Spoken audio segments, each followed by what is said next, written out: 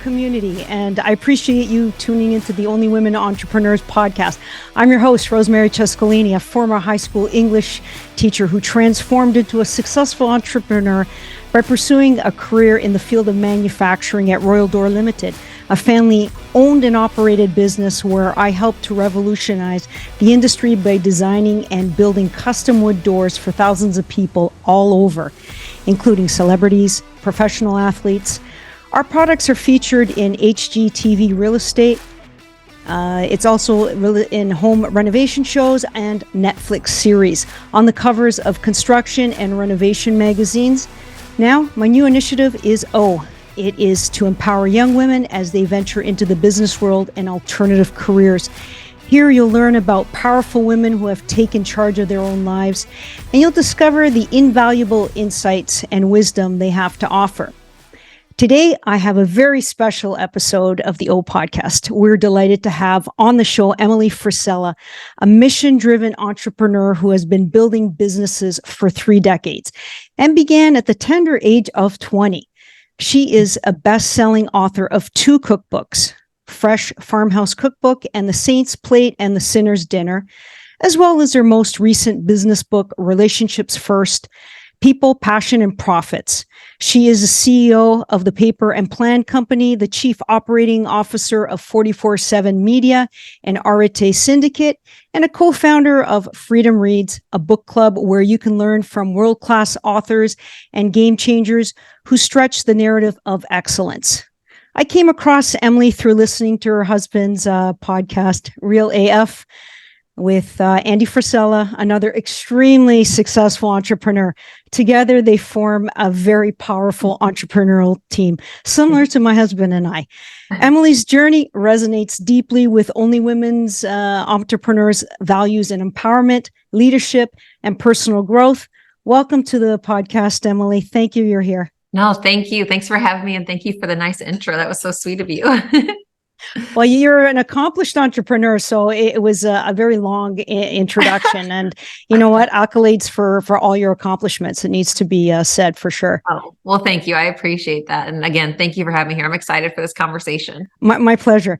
All right, so let's put the interview into gear and then let's explore a bit of your past. So I want you to take our community back to the early days of how you grew up on a row crop and cattle farm in Missouri and share how your entrepreneurial journey began at such a youthful age. Yeah. So as you shared, I grew up on a farm in a very small town. It was a row crop and cattle farm. And my dad had grown up on a farm his whole life. So that was kind of just like in our blood. But my dad was also a successful entrepreneur. He owned trucking companies and brokerage firms. So I saw the life that entrepreneurship could provide you with. And when I say that, I don't mean the spoils that you get, you know what I mean? Like the quote, riches, if you will. Like we didn't live like that. We were, just upper middle class family, hardworking. And I saw my dad work so hard and what work ethic was required, because a lot of people will think that, entrepreneurship means you make money. No, like most people know, when you're an entrepreneur, you're actually the last one that ever gets paid because you got to make sure that everything else is taken care of. But I saw my dad, he would drive an hour and 20 minutes into downtown St. Louis every day to his office, an hour and 20 minutes home, but he would get up, take care of the cattle, take care of the farm, go to work, come home. My mom, she was a stay-at-home mom with myself and my 2 other sisters. She would, cook dinner for him. We'd have dinner on the table at 7:00. We'd eat together as a family. And then he would go back down to the farm, check on the cows, because we'd have like coyotes and stuff that would sometimes get him. So he would check, count them and make sure we had them all there. And then he would come back home at about usually 10 or so o'clock, go to bed and get up the next morning and do it all over again. And he did this for 40 some years before he just sold his last company a couple of years ago. And so I saw what that took. I saw the life that you could live for it, because we were never spoiled, but we were able to have some, play on club sports and, do some nice, extra little things in our life. And my mom was able to stay home. But I also saw the work ethic, which I think is the most important, because I saw what it took to provide that type of living. And so I always knew that I wanted to be an entrepreneur, because I was like, I like that my dad is the boss. I thought it was cool. Every once in a while I get to go to work with him. And I thought it was cool that people came to him and they were relying on him, and he knew everybody's names and knew their kids' names and was very he knew what he cared. He truly cared about his staff. So I always wanted to do that. So At 14 years old, I was old enough to get a job, and I had to have a little work permit back then, but I was old enough to get a job. So I got a job as a waitress, and I also worked at a local golf course. And I would just be like the little soda cart girl that drive around and give people soda. And I saved all my money that I made working those two jobs. And at 19 years old, I bought my first house and then renovated all of that. And then a year later, I had found a building that I wanted to purchase. So I opened my first brick and mortar business when I was 20, and I bought the building, the land. There was a storage unit behind it. So I purchased that. And then I opened up my first business, which was a luxury flower shop, gift boutique. I did tuxedo rentals, wedding rentals, in-home decor. I mean, you name it. I was kind of like jack of all trades. And I had about 6 full-time employees at the flower shop there that worked with me. And I absolutely loved it. And I felt so cool that I was 20 years old and had my own business. Right. And with that, though, there's a lot of, no matter how many years you're in business, meaning on your entrepreneurial journey, you're always going to learn lessons. I'm sure you and your husband experience that too. It's like, absolutely, no matter how long you've done it, there's still always more stuff. I've been an entrepreneur 21 years, my husband 25 years. And there's still things that we're like, well, wait, how do we figure this out? Because it's always new. It's always changing. Right. And I made a lot of mistakes when I was 20 because at 20, your ego, and I let my ego lead. I didn't want to ask for help. I got myself in financial trouble. I overspent money because back then, I'm 41 years old and we didn't have internet banking or really social media. It wasn't really a thing then. And back then you had to wait for your bank statements to get mailed to you from the bank at the end of every month for you to go back and reconcile your checking accounts. Well, I had 4 months of those to do, but it was always kind of like, oh, I'll get to it later because the flower shop was always so busy and bustling with things to do. I was like, I'll just do that another time. Well, and then one day I had a rude awakening. One of my employees came to me and she's like, Emily, the bank will not cash my paycheck. And I said, what do you mean? She's like, there's no money in the account, because she banked at the same bank my business account was at. Oh, wow. And I was like, that's ridiculous. That's ridiculous. And I grabbed it. I'm like, they got to make a mistake. So I took it and I said, I'll be right back. Let me go figure this out. So I went to I went up to the bank and they're like, yeah, you have $42.86 in your account. And like, that feeling when something's wrong, you just get real hot all over. Yes. And I felt that heat cover my body. And I was like, what? There's no way. Early experience of a hot flash, right? Yeah. Yeah. At 20 years old, I think I was 21 when this happened. Oh, wow. And I was just like in panic because, mind you, all of my employees were older than I was. And I didn't want them to think they were working for some dumb, irresponsible kid. Right. And so I was trying to cover my tracks. And I was so embarrassed because, again, I never thought to ask my parents for help because, again, it was my ego. And I thought my dad was successful. It's got to be in my DNA. I'm just going to automatically know everything about business. And I didn't know anything about it, except I knew how to have relationships with people that would come in the shop. I knew how to, add and subtract money, all that, but I didn't know about vendors and terms and all this kind of stuff. I just was like literally flying by the seat of my pants. Right. And so when at that moment at the bank, I decided, I was like, I got to go home and get my savings account and withdraw some cash so I can cover the employees' checks and also the checks that are going to be, coming in that I had written. So I went and got cash and I paid my employees cash. I lied to them straight to their faces. And I said, hey, I was like, sorry, the bank messed up. It might take a couple weeks, because I was trying to buy myself time to build the bank account back up. I said, it might take a couple weeks, but we're going to get things rolling again. And because I was 21, I was owning a business. I had a home. I didn't have a ton of money to just float the company for months and months. It was like, I was like, I got to get scrappy. And so I gave them all cash, paid them cash for about 2 weeks.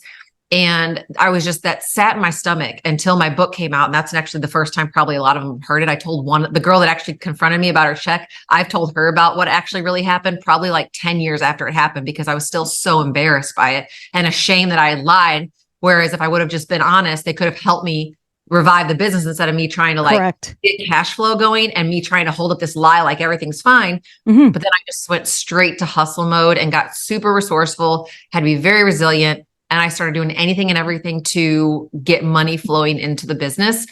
And it worked. I did. I had hair down to my waist and I cut it all off to my shoulders for locks of love, because in our community, if you it was a small newspaper, but it went around to 6 cities that I delivered flowers to. And they put my picture on the front page of the paper, because I asked the newspaper, I was like, when is the most highly circulated day? And they told me. So I submitted my picture in a little article. And there was a picture of me with my big braid that I cut off. And so I did that for advertising. I sold dead flowers and put spider webs around them and called them dead bouquets for people's like 40 and 50th birthdays. I did I did all kinds of stuff. I love that. And yeah, it's funny because out of doing that, especially the dead bouquets, that became a whole thing. And it's pretty crazy. Like I was selling my trash, but it ended up being like an actual product we started adding to our line because so many people liked it because that was so funny. So, I mean, there was a whole slew of things I could go on and on about, but it's, it was a very rough start to my entrepreneur journey. But now looking back, and I know it sounds cliche, but it was the best gift that ever happened to me because it taught me to I always kind of, and this is going to sound really weird, I always operate in that fear of like, that could happen again. So I always operate with like urgency and knowing like, and I always will ask questions now instead of just assuming I know like I did back then.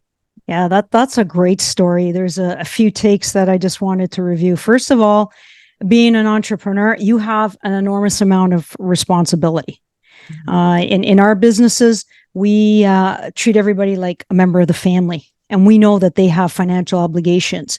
And you had to save face, especially with your employees in your first business, right? You just couldn't have them not be paid for that week, especially you're 21 and they're in their 40s. And it also created a bit of self-doubt, like, who the hell is this person? Like, and I'm putting my faith in her. I doubt it. So that's one thing. And then the other thing is you learn from that mistake, you corrected it, and you took responsibility. You showed ownership. And those are amazing things that you shared with our community about entrepreneurship, that a lot of people, that once they jump into it, they think, oh, I'm going to be making millions of dollars right off the bat. But no, there are enormous amounts of challenges. And I'm glad you shared those with us. And I think that's one thing that's important, because if there are newer entrepreneurs listening, like you're not going to start making, most of the time, you're not going to start getting paid right away. I mean, there were times that, when I started my first cookbook, I didn't take a paycheck for 3 years because I was funding the books. So that's one thing, with a product-based business, you have to reinvest to have that product reproduced. So it's like, there's going to be times when you are not making any money. And so therefore, you have to be creative and resourceful with your marketing and things like that. Because again, could I have gotten paid? Yes. But the thing was to grow, the brand and the business, I had to constantly reinvest. So it's really, I don't like it when entrepreneurs go in thinking I'm going to make some money. You have to go in to actually care about people. And when you care about people, that's when the money comes. Yeah. And that's another excellent point. A lot of people think, oh, I'm starting to make it real big. So they just take it all out of the company. But one key aspect is reinvesting in the business and letting it grow, because you have, I call them fat times and slim times, right? Your fat times, money's coming in and things look good. But then, there's unexpected challenges. For example, going back to the pandemic, a lot of companies had to shut down. We were the fortunate one because we were deemed critical to the construction industry. We worked 7 days a week, 18 hours a day. We were like dying because our staff decided to stay home. The government had nice, lucrative paychecks, incentives. And it was like, oh my gosh, how can we do it? But then we realized, hey, it's only for a temporary amount of time, because we don't know what's going to happen after the pandemic. Are we going to be allowed to operate? And then, there's always international competition. So you know what? I'm going to fatten up my bank account. And then when lean times come, I'm able to carry my staff with that confidence and security. Yeah. And I think that's very important to point out, because when people are living in, as you described it, like the fat times, they think an unexperienced entrepreneur will think those times will always last.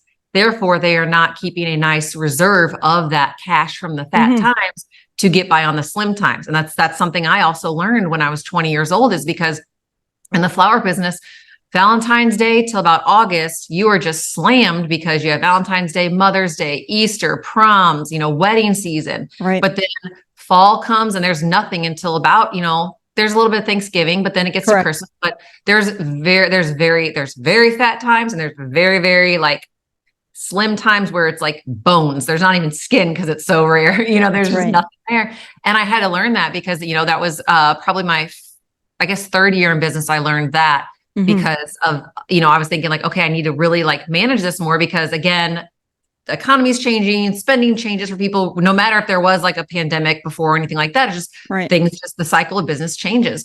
So it's learning to, I had separate bank accounts for reserves and then, sales tax accounts to put money in there from cover all my taxes and things like that and sales taxes. And then I would have an actually operations account. And my operations account is what is the only thing I was ever allowed to touch. Right. And I got it down to a perfect science by the time I sold my business of exactly how much of each week I needed to keep in operations and how much in every other account to make sure that I was always going to be okay for those lean times again. And did you also maintain like a reinvestment account? Oh yeah. Yeah, absolutely. I had 5 or 6 different accounts at that time of what I was actually going to be doing, because with the reinvestment accounts, I would always have to, I think I did it as maintenance and building because I owned the building as well. But it's like, a flower shop, you have a walk-in cooler. If, you have a walk-in cooler, your display coolers, if that goes out, I mean, you're going to be paying $40,000 just to get a basic model replaced if it all goes out. So I knew I had to always have that reserve to cover me if something happened, because if my coolers go down, I was completely out of business. Right. And, successful businesses, they're evolving constantly. And to stay on top of the game, you need to, reinvent yourself. So one of the points of reinvesting is, for example, in my manufacturing plant, we do have to invest in new technology, new machinery, new forms of making things and doing things. And I find a lot of entrepreneurs, they're not doing that. Again, they think, the times are always going to roll. And when it's necessary to innovate and change, they don't have the funds to do so. Yeah, I think that, the innovation aspect is very important, because I think, inexperienced entrepreneurs, they feel like if it ain't broke, don't fix it type mentality. Correct. But the thing is that if you're not trying to innovate and grow, whether it be a better product for the end consumer, better operations for your team, more efficient, whatever that might be, you always need to be looking for different avenues to do things to make these changes, because innovation is required. Otherwise, you're going to get completely passed up. Correct. And so many, like you said, when it's time to where they're like, oh, I'm not going to do it, I'm not going to do it. Like the old mom and pop places or whatever it is, they don't want to innovate because they like the quaintness of their business. But the problem is that sometimes those people, they're going to end up getting passed up by the people that innovate to create something better for the end result for the customer, because then guess what? Word of mouth gets out and it's a better thing for them or whatever, whatever it is. So innovation, you always need to be looking at it. And I think people fear the word innovation because they think expensive, completely different. That's not always it. Innovation can be even a small reinvestment into it to just tweak a little thing. It can be even like a little software tweak that you have, or reinvesting to innovate how you pack your boxes on your product line to make it more efficient for your staff, so they're not walking back and forth so many times to different shelves to grab things. It's little things like that you can reinvest. And innovation also is training for your staff as well, because a lot of people don't consider that. They think innovation as mechanics, machinery, software, but it's also in your people too. So I think it's your innovation should never actually stop, because that's when you stop growing, and that's when you stop being creative in your business to propel you forward and get through those hard times. Right. And another important element in business is to establish active and passive income. I know you and your husband have a variety of businesses, and so you have a principal business, but then you have other businesses. So do you want to explain the difference between an active and passive income in your situation? Yeah, we actually don't believe in passive income. There's no such thing as passive income because it still requires work. So we're actually involved in every single business. So we have 11 businesses and we're actually actively involved in all of those. Passive income, you still have to do something. People are like, oh, there are all these real estate gurus like, oh, passive income, this or that. Like, it's never passive, because you still have to have a point of contact. The only thing that can be passive is that you never have to talk to anybody, touch anything, and it's just out there making money. Because I think that's where a lot of young entrepreneurs get hung up at, because they start a business. They're like, oh, I want passive income. Well, if you're emailing, you're on the phone, you're texting, you're doing work for that, there's nothing, the work isn't passive. So, all of our businesses that we are active in all of those. So we don't have anything that we consider like a passive income per se. So I can't really speak on that. Yeah. The point I was trying to get across is don't put your eggs all in one basket. Like, for example, if you just have one primary business, right? And all of a sudden, I don't know, there's innovative changes. You might have competition overseas, and all of a sudden you see your business dying because you're not able to compete dollar for dollar, because they might have advantages like cheaper labor, packaging, and what forth. So You No. should be investing in a variety of businesses. Yeah. So like diversify. I got exactly. it. Okay. Yeah, Gotcha. I was thinking the word just passive income, but yeah, diversification of it all. Yeah. And I think that is, we are very diversified in what we do. We're in a range of different industries. Mm-hmm. And I think the one thing that's important to hit on too, because you know the saying, everybody's like, oh, the average millionaire has 7 streams of income, which that can be true. Yes. However, you got to be really, really good at 100% before you start to try to do 2. Because a lot of people just try to like, I'm going to start all these things. Well, you can't put 100% into all of them. So you got to put 100% in, get that going to where it's at a point where it's making money. And then you can take from there, invest in that. And then it just kind of like becomes a little trickle down effect. So it's getting really, really good at one thing. Mm-hmm. And then you can, diversify out from there. Cause like, all of our products, they're vertically integrated. We own the land that the products are grown on, and then we produce all that. We have the manufacturing for all the raw goods. We own the plants that capsulate it and process it. And then we sell it. We own the stores that we sell it to, so there's just it is good to be diversified in that, but be really, really good at one thing first. And then you can branch out into other things that will help you. Vertical integration is really, I think, really important for people because, like for you, like if you are selling wood doors, well, people like, let's just say okay, well, let me buy some land that we can actually, use the timber on, and then I'll own the sawmill that is this, and then we'll use it. So that's what I mean by, if there's anybody that's like, wondering about the vertical integration, that would be like a prime example of what it would be. Yeah. And you know what? That is a fantastic point. I'm glad you brought it up. And that's the control of the manufacturing and production, your supply. One thing that we didn't have to worry about during the pandemic is we didn't have to worry about material and supply. Whereas my competitors, right, they didn't have that control over getting the raw material. So we were having truckloads coming in, and they come in from the States and all over Canada. And I was having, the neighbors that are alongside our buildings, they were saying, can I get some wood from you, raw lumber and stuff? They were offering us like 4 to 5 times the amount. And then I thought about it, and I go, well, if I give them the raw material, then they're going to compete against me. And I go, well, too bad, poor planning, right? So completely take advantage of that, right? If you can control, that's huge. You guys did. That was such an advantage you guys had. Cause I mean, absolutely. Lumber, as you saw, I mean, like plywood was like $80 a sheet. It was just wild. So that was like fantastic that you guys have that built in to protect you guys. And like you said, you guys keep plugging away and you're not getting, supply chain issues or anything. Exactly. And then we can actually feel the economy a lot faster than the others. Like right now, we're starting to feel a downturn in the economy, and lumber prices are starting to go down. And so our products, we're reflecting that. We're just bringing prices down to reflect that. We can pass it on to their consumers. So that's really good if you can control it. But you know what? Baby steps. It's hard to get to that level of elevation, but you always dream big.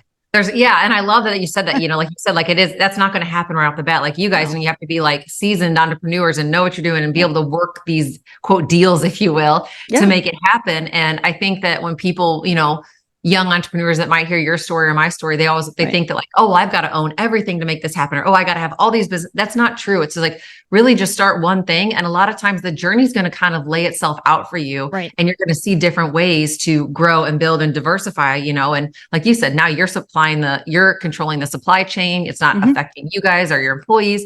So it's, that all comes with time. And I think there's just too much, there's too much hype on the internet. I get really frustrated with social media and entrepreneurship because it's like glamorized, but yet there's not enough honest conversations around it of how tough it actually is. It's going to be one of the toughest things you ever do. It's like willingly waking up and getting punched in the face 5 days out of 7. That is so true. And, I'm glad you pointed that out because our company's 48 years young. And that's amazing. Congratulations. We're on to our 3rd generation. So we have 4 adult children and they're taking over. So that's why I'm here. This is my mission because I want to share. There are so many misconceptions, like you said, on social media. Like all of a sudden you see somebody in a fancy car or in a big house and it's just, deep down, it's payment after payment after payment. It's really, they don't have any substance to it. And it takes time. Like, I'm very thankful that my father-in-law started the company. He provided the foundation and the knowledge and the experience. And then, my husband and I, is a great team that we built it. And we're going to keep growing. And I'm so excited to share my experience and everybody else's experience. And it's got to be real, real talk. So let me ask you a question then. So as Sure. you guys take over from your father-in-law, Yep. what do you think was the biggest change? How you guys like propelled it to grow the company? Was it kind of, did you guys like just excited and fresh eyes on the business, or was it you had new ideas, or kind of, I'm always curious when it's generational businesses and they keep thriving, because I'm sure, as a lot of people like that have generational businesses, and a lot of times the second generation, they don't care as much about it. And they end up like letting it stay stagnant because they don't put the work into it, or they let it start to decline. Whereas you guys did exactly the opposite, get in there and really grow it. So what do you think that was? And then also, what do you think when your children take it over, what do you think that they will be doing to like help continue to grow it? Yeah, those are great questions. So let's just start with, I have to go back to my teaching career. Okay. I was passionate about teaching because it's an enormous responsibility. I love youth. And for me, I felt like I was a Da Vinci or Michelangelo sculpting these young minds. But unfortunately, the political climate of the day prohibited me from teaching my values, because I had considerable amount of experience in jobs. I came from working poor class, and my parents showed me hard work and initiative, that you can go from working poor to upper middle class. So that was a life lesson for me. And there's so many opportunities in North America. And if you don't take part in those opportunities, it's your fault. The failure is on your hands, not mine and not yours. And so I was at a crossroads. I go, you know what? I can't stand in front of these young kids, 16, 17-year-olds, and tell them, oh, it should be like this and like that. And that's not who I am. Okay. So I was thinking about another career. I spoke it over with my parents and my in-laws, and my father-in-law said, you know what? Why don't you just come to the door company? My husband was there. He's an only child, and they were growing. So they were having growing pains. And he says, I can use every bit of help that's available. And I said, I don't know anything about the doors. I don't even know how to read a tape measure. Like, I'm completely useless. Okay. And he said, don't worry. As long as you're willing to learn, I will teach you everything.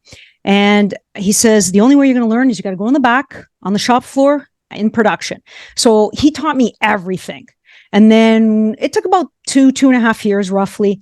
Once I became proficient in everything, like the materials, the processes, the ability to process the wood, and on and on and on.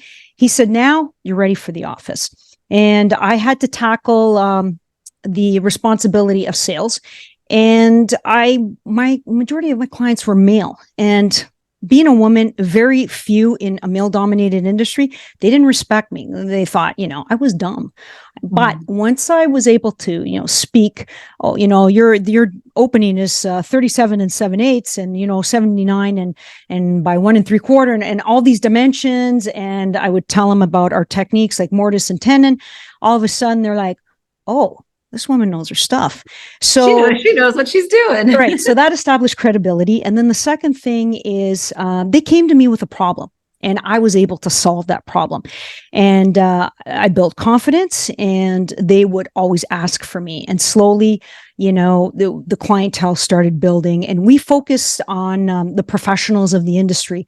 So your designers, all the people that you see on like Love It Enlisted, HGTV, home rental shows. We actually, they are my clients. So I learned a lot from them. And then slowly we started getting more women on the scene, which was fantastic. And so you started building momentum. Yeah. And I had the privilege of traveling a lot, and we go to Europe quite a bit. And I get my inspiration from door designs there. They're way advanced in North American thinking, right? So I do my sketches, then I come back and I'd say to my father-in-law, because he would look at the structural integrity of the product, and he says, no, this is not going to work. This is going to have a failure over here in this component. And okay, back to the drawing board. So when I came into the company, we only had 5 door styles. one type of wood. And he sold about 500 doors a year, which was respectable. And we were only local based. Then with innovation, introduction of new designs, expanding our sales team, we went from over 150 door styles. Oh my goodness. Yeah, to 55,000 doors a year. And we're expanding. We're introducing a new division, which we're going to unveil in the new year. And just that division, it's going to have like over 180,000 SKUs. Oh my gosh. So you see all that. We just keep creating. And what excited me with the fact was not one day is the same. Every day is different. Like I didn't know who I was going to meet. I didn't know what I was going to create. So that's the exciting part of it. And in terms of my kids, how we got them involved, because of entrepreneurship, I had the flexibility of hours. And it was important to my husband and I that I stayed with the kids until they were school ready. And I made sure that I was home, when they were home. I put them on the bus for school, and then I'd be home when they got off the bus. So I worked at home, I worked in the office, and but the days that they were off from school, I take them to work. And, either my mother-in-law or someone would take one of the kids by the hand and they would show them the process. And they would explain the type of woods, what the purpose of this machine was. And so they would watch and they would learn. And we continuously did that. And during their summer breaks, they would come to work. When they had spring break, they would come to work. And yes, we would pay them a wage. And we introduced them to entrepreneurship very early, where we gave them 4 containers. And the containers contained little labels. One said savings, one said charity, one said damages, and one said, have fun and spend it, right? Okay. So the purpose of it was according to their age. So if they were 14 years old, they would get $14, and they had to put money aside in each container. I started that at 5 years of age because they did household tasks. That's cool. And and at first they want to put everything inside the spending jar, right? Yeah. And I said, no, you have to put a little bit aside for all of them, right? And one day they had the hard lesson of damages. They were playing hockey in the house and they broke a window and a door. And so I said, that door is $300. And they're like, what? And then they go, okay, well, we got to go in the damages container and see how much you got. And they're counting. And then they sat there and they started calculating. Oh my God, it's going to take 20 weeks, combination of 4. And they figured out early on about, the value of money and entrepreneurship. And I had them do also, they worked at other jobs, like they worked at coffee shops and grocery stores, and they saw that their bosses were making money. And they're like, man, I only got $40 today. And I know the till was filled with money. So why am I here? And that's how I built the entrepreneur spirit in them, saying, you know what, I'd rather work for myself. That's awesome. That's such a good story. That's so cool. Congratulations on all your growth. That's really amazing. Well, thank you so much. I appreciate that. So I want to talk about empowering leadership. It's critical as an entrepreneur. In addition, building effective teams and inspiring leadership is truly a remarkable feat. So could you share your approach to cultivating leadership qualities in others and how this aligns with O's mission of empowering and equipping aspiring female entrepreneurs with necessary tools for success? Yeah, I lead with a mentor managers type style. To where I want to have high expectations, high standards, but also high touch. When I say high touch, that means being there with my people. I know what's going on in their lives. I know their pets' names, their kids' names.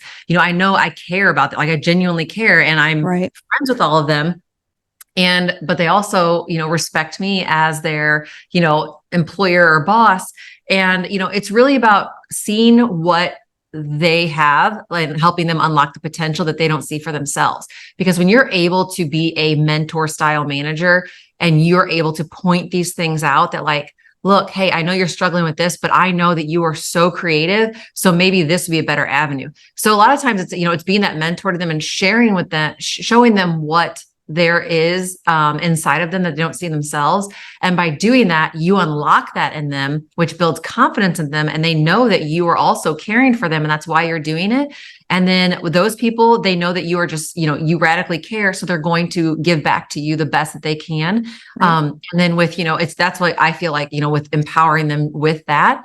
And then I just think leadership, you need to have that, everybody's got kind of their own leadership style, but I tend to be one that is, don't press my buttons, I won't press yours. I know that sounds so silly, but everybody, I'm an avid over communicator, almost to probably the point of annoyance, but I like to make sure that everybody has clarity. And then whenever I communicate something to someone, I say, okay, well, what did you just hear? Because if I have because I don't know, some people hear things differently. I could say the sky is blue. Someone might interpret that just slightly different. I mean, that's obviously a very simple example, but I always want to make sure that they understand it because I want them to move confidently in their work. And if I don't allow them the space to talk to me, to make sure that they are clearly understanding it the way that the way that their mind processes information, then I'm failing them because I'm not giving them that space to grow because they're only going to grow as much as I allow them to, if that makes sense. Yes. Because I think there's too many leaders that just want to be the boss and point the finger. But the thing is, like, I look at myself as a team member. One thing, this is not like a bragging at all, but like one thing that my team says is, I have my office, and then they have like some cubicle. This is my media team that I'm specifically talking about. Right. And they'll have like their cubicles and stuff around. And when I go over to check on them and see what's going on, I don't stand there and look down on them. I literally will go sit on the floor by them with my notebook and like, hey, where are we at on this? So what are we doing on this? Oh, how is your cat? Did you take it to the vet? Blah, blah, blah. Then I move on to the next person. I sit there like I'm their friend and we're trying to solve a problem together because we are a team, because guess what? I don't succeed unless they succeed and vice versa. So it's really important, I think, to know that, I look at myself as like an equal to them, like I can't do what I do without them and vice versa. So it's really just, it's just relationships first. It's caring about people, because when you care about them, you're going to get so much in return for that. And that's not to say sound manipulative by any means at all, but people want to know, people will, they always say like, they'll work for money, but they'll kill for recognition. It's true. It's absolutely true. Yeah. Well, the two things that hit really close to my heart and was teamwork and the human connection. That is so important. Like we have employees that they come to Canada and we're their first and last employer. So they'll stay decades with us. And that is so important to make sure that if you are venturing out and becoming an entrepreneur, that those are two key aspects in retaining a good team. I'm glad you brought that out. Yeah. Well, that human connection is what builds the culture, and the culture is what makes people stay. I was reading something recently, and the statistic was, and this was from 2022, but 60% of employees are ready to leave their job if something else comes along. And you think about that. I mean, go into any business and think, 60% of these people just walked out the door. What would it be left with? And the reason for that was because they lacked human connection and feeling that their management actually cared about them. They felt like a number, and they felt that there's too much automation and technology where it's always Slack, text message, email, and never actually face-to-face communication about the same things. That 60% of the workforce is ready to leave their jobs. It's absolutely insane. Wow. Yeah, that is really an eye-opener. And that's why I'm finding a lot of women that are in their 30s and 40s looking for an alternative career. They're definitely not happy where they are. And that's why I'm hoping that I can encourage them. There's so many opportunities in manufacturing and construction and entrepreneurship that they think about that. And that way they can find that element of teamwork and also human connection. Well, and with the women in manufacturing. So I also worked for a pneumatics company. I sold like paint sprayers and things like that.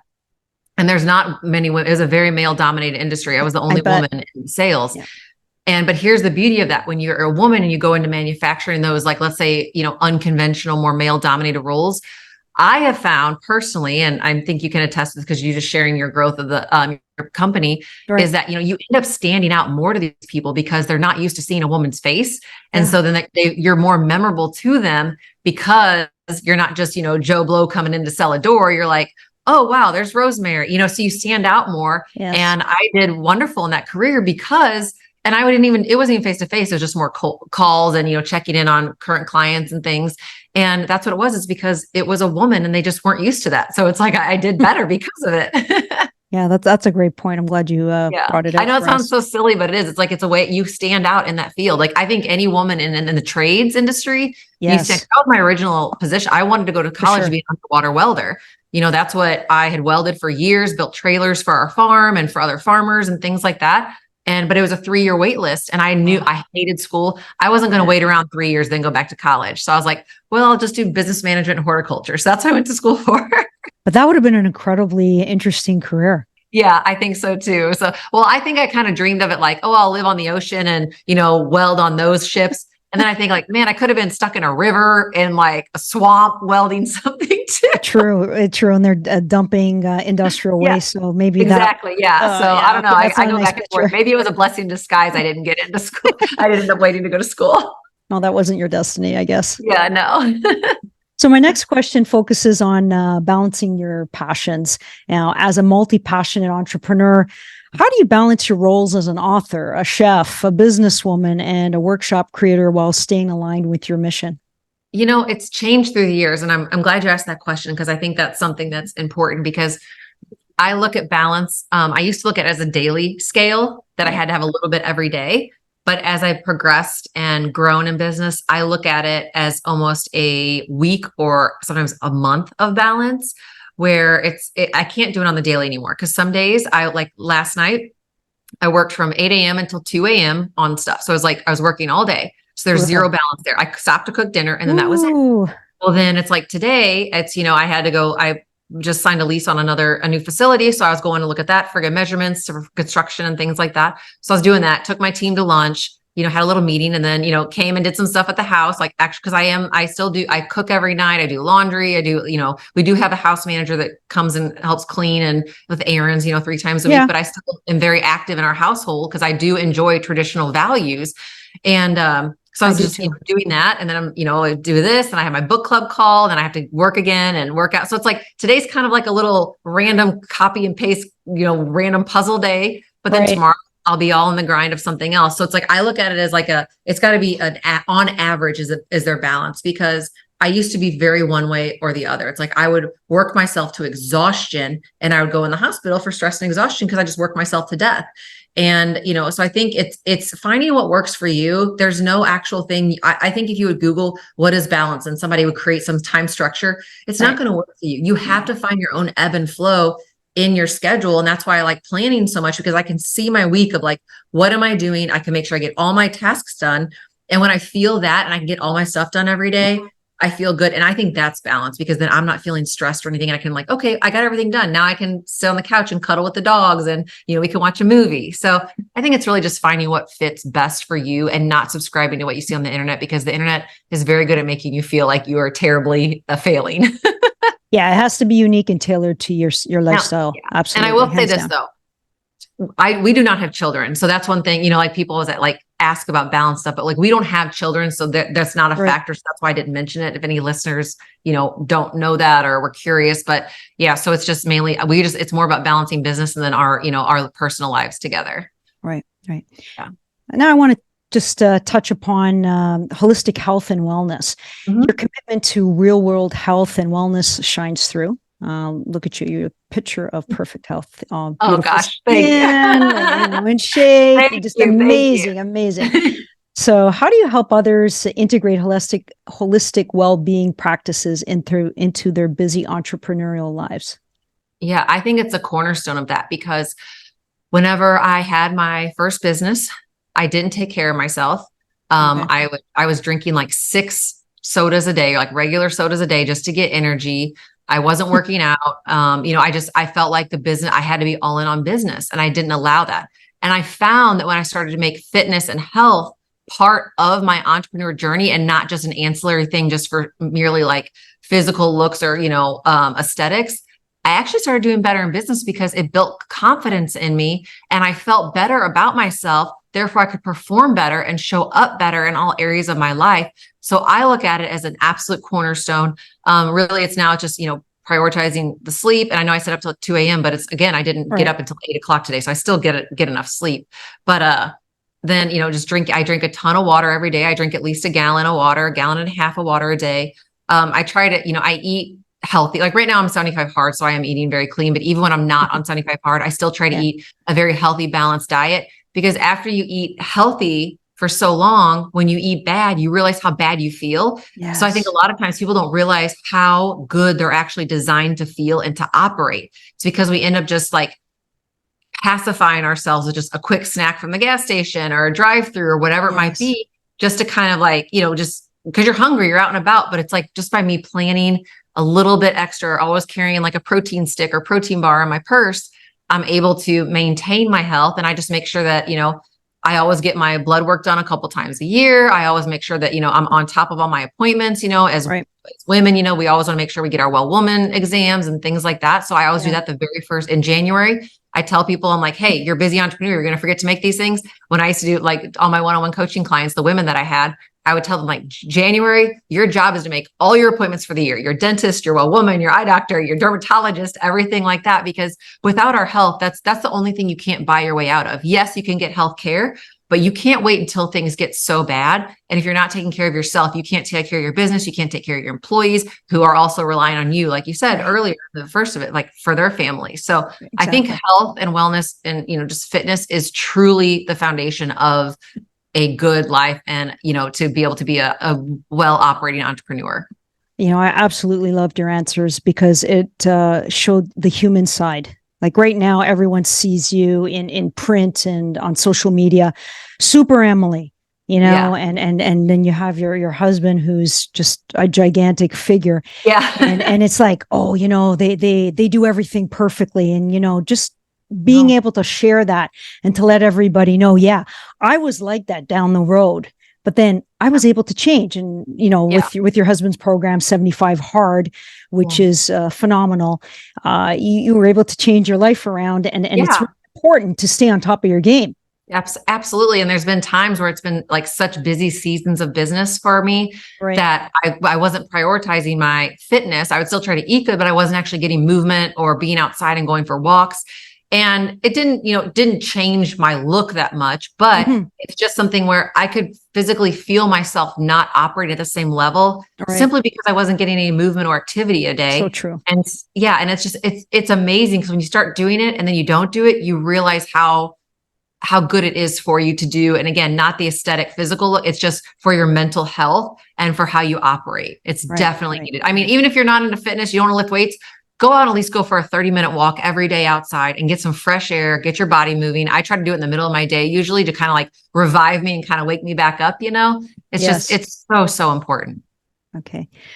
Now I noticed time is up, Emily, and I don't know how you feel, but I had like a few more questions, but if time's up, I'll probably bring you on the show for part 2. You can go ahead and ask. Yeah, let's go. Like I got 10 more minutes. If that's 10 more minutes. Okay. We'll see. I want to head on to my favorite part of the interview, and that's talking about your cookbooks. So Emily's cookbooks, you've written 2 of them, and I just got Fresh Farmhouse.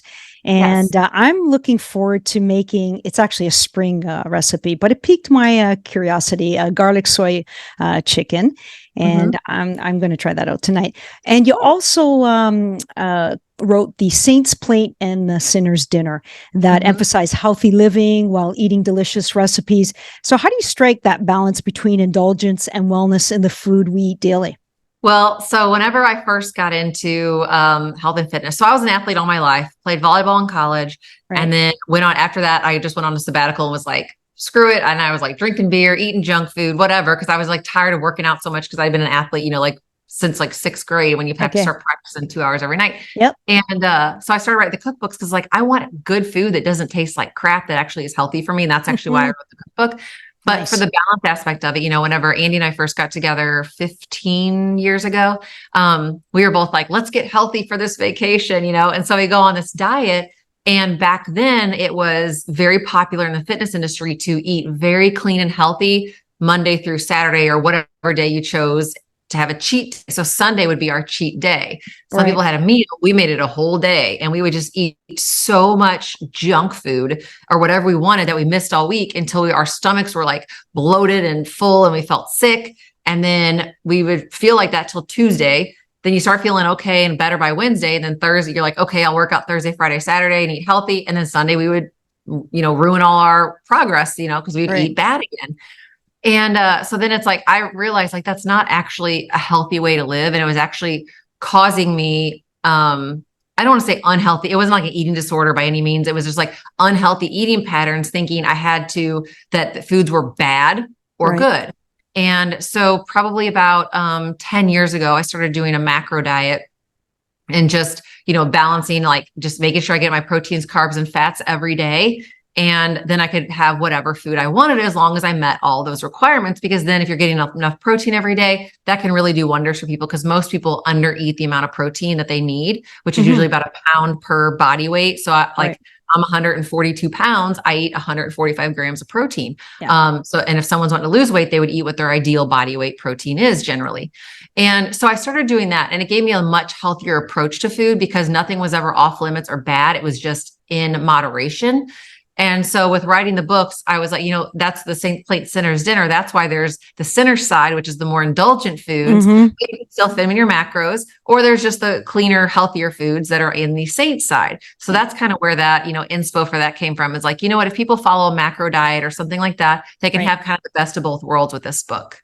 Yeah. And that book there, I'm having trouble sourcing a tangible copy.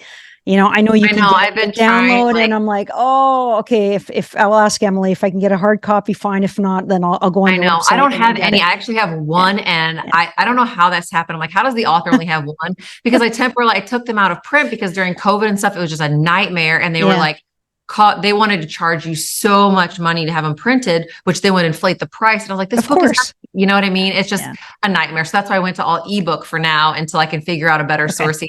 Well, stay tuned then. So. Yes, I'll keep a lookout if I ever see one come up, because they're on Amazon, people sell them or whatever it is. But I only have one copy of that one. Okay, cool. Sorry. So I wanted to take a little time talking about your new book, Relationships First, People, Passion, and Profit. It emphasizes the importance of genuine relationships in both business and life. Could you share a specific example how prioritizing relationships has directly contributed to your own business success?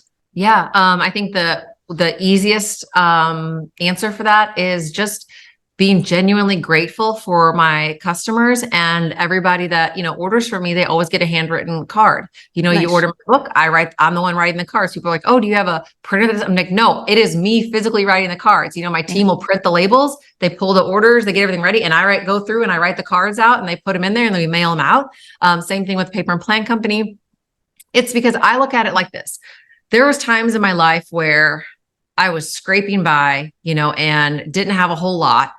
And, I really appreciated when people put a little extra touch on something, because it made me feel very valued for them. And this was before people don't really write handwritten notes anymore. And this was kind of before Etsy really got going, where people package things very cute and things like that, and made you feel good. And so it comes across as like treat other people the way you want to be treated. I know people have a lot of places that they could go and buy a planner from, or notepads or pens or whatever office supplies they purchase from us. Right. I know there's a lot of places they can go, but the thing is that the fact that they choose to shop with me, I feel honored that they choose to spend their hard-earned money, especially now that, the dollar isn't what it used to be.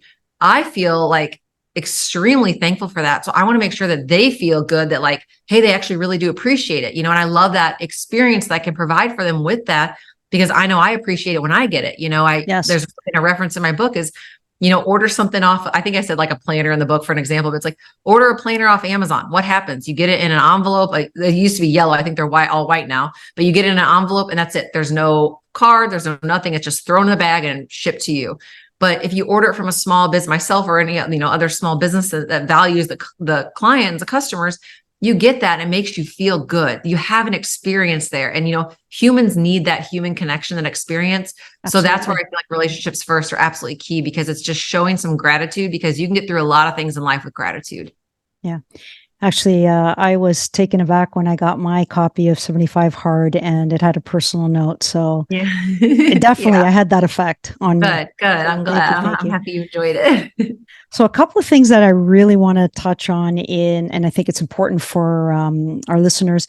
your initiative of Freedom Reads and the Women in Business Workshop. If you could please fill us in on Sure. Yeah. So Freedom Reads was founded 2 years ago by myself and my friend, Dr. Gabrielle Lyon, who is a amazing physician. And we were just, we'd always shared books for even a year before we launched. We'd always text each other like, hey, have you read this? Had you read this? Because we're both avid readers. And then we'd always tease like, oh, we should just start a book club. And it always became this joke until the joke became a reality, because with all the stuff going on in the world, and the world was shut down and things like that, we were just like, maybe we should actually really do this, because we were like, as much control as they're trying to have over people, it's going to be back to like the book burning type of situation, because they started banning books and things like that. Like there are books that share a lot of things that now if you go to try to buy them, they're like $3,000 because they don't want people to buy them. Right. And we decided that, why don't we just start a book club that is for people that are like-minded, that want to get better, because all we read is personal development books. We don't read any 50 Shades of Grey or anything like that. It's all things that we can help. We can help grow and advance. Yeah. So we have these calls. We do them every other week. And then we discuss, we always assign 6 topic questions we're going to talk about on the next call. So people read, we talk about the questions. It's on a Zoom, so people interact. It's an international club, so it's great. We have people join in from everywhere. And it's just, you get to see a lot of different perspectives and views, and it opens your eyes to new ideas that you didn't think about, and vice versa. And so we do that. And then we bring on the author of the book or a thought leader to discuss, that is incredible. Discuss why they wrote it and things like that. So we want to be able to, to provide that for the members. And then for Women in Business, I started that because I am not a frou-frou girl. I grew up on a farm, or tomboy. I don't need the glitter and the pink pens and all that kind of stuff. And I wanted to find a women's organization that I could go and learn from and make real, true relationships. And you didn't have to dance on stage and wear, glitter and, costumes and all this kind of stuff. And that's all, truly, that's all I saw. That's all I saw. And I know some people, resonate with that. I didn't. I just felt silly if I would go to that thing. And I decided, you know what, I'm just going to start my own. Again, like all entrepreneurs, if you can't find it, you just do your own thing. Right. So I started it. It's been 6 years now, and I do 1 to 2 workshops a year. And they're great. It's like, I usually have 100 to 110 women there. I keep it pretty limited, because that way you can still make that connection. It's a 3-day event. That way you have a chance to talk to everybody, learn from. We have like a yearbook directory, so you can make notes about the people you met, use as a reference later to do business. And it's just been such a fascinating, a thing for me to do, because it's truly just like a community builder. Because I always tease the ladies. I'm like, I think because we have a private Facebook group, we all are very active. And I'm like, I think I just did make new friends. That's what I tell them all the time. That's exciting. Yeah, it's great. You got to hook me up with those 2 initiatives. I think they're very, very good. I will. Yeah, it's great, because again, it's like, it's real women that want to do real things. It's not, they understand that glitter doesn't pay the bills. It's hard work. And that's what those women are. It's not, they're not trying to just be a pretty face on Instagram by any means. They're like, hey, I want to win. I want to dominate. I want to be the best that I can. I love that. So Emily, your journey is a testament to resilience, empowerment, and transformation. I thoroughly enjoyed our session. So what final piece of advice or message would you like to share with our community, especially aspiring young women entrepreneurs? Yeah, I think it's important for you to, be the best person for other people. A lot of people just put too much pressure on themselves to try to be the best in the world. You don't have to be the best in the world. You have to be the best to everybody else, because you can make a massive impact on other people's lives by just, leading with that relationships first mentality and putting other people first. Because when you do that, it's going to come back around, and therefore you are going to be taken care of as well. That's wonderful. And for our community of listeners who want to connect and learn about you, your products, and all the services you provide, where can they find you? Yeah, the easiest place is just Instagram. It's just at Emily Frisella. And then there's just a link in my bio with everything on there. Thank you so much. So it's been tremendous. I really enjoyed this conversation. Hopefully, I did too. We could just go on because we'll go on, and then I could interview you about everything with your business. Sure, keep in touch. You have my contact information, and I want to thank everyone for listening to this great episode of the Only Women Entrepreneurs podcast. If you want to learn more about us and our free resources created for women by women, visit our website onlywomenentrepreneurs.com. There you'll find tailored content designed to empower women to navigate the complexities of the business landscape, including personal development and business courses crafted to accompany you on your journey of discovery. Book a free career consultation now with me. Stay connected with us on social.